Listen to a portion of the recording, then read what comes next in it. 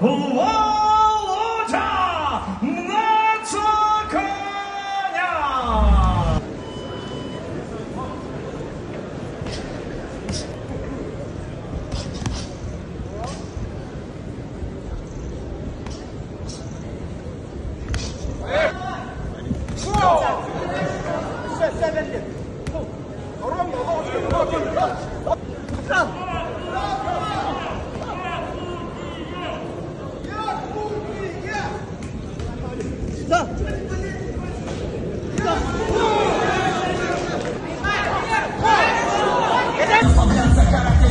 Задача на максимум.